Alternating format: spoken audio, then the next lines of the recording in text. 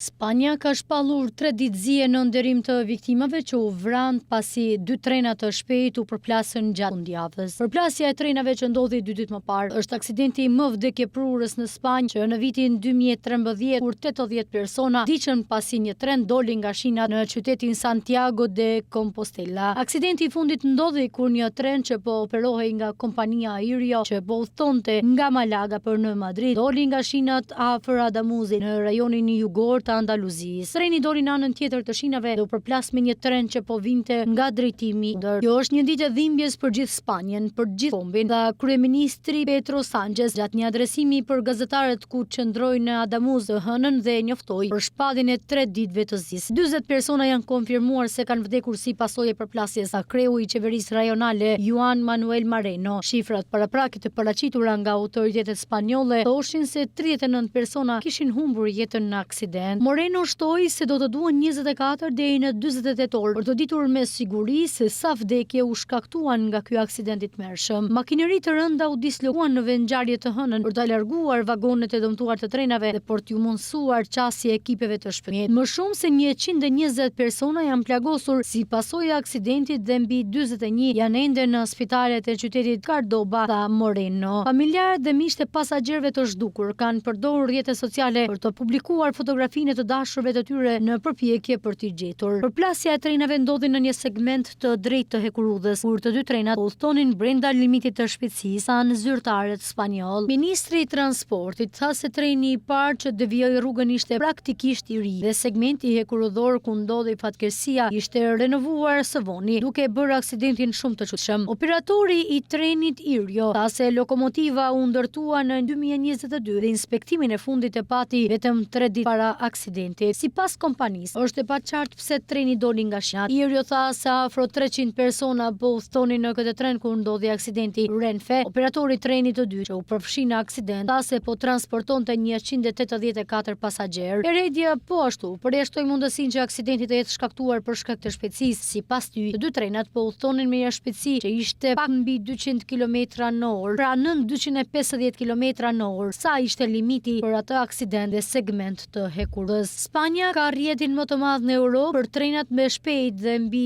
3000 km hekurudhë që lidhin qytete të mëdha përfshirë Madridin, Barcelonën, Seviljan, Valencian dhe Malagën.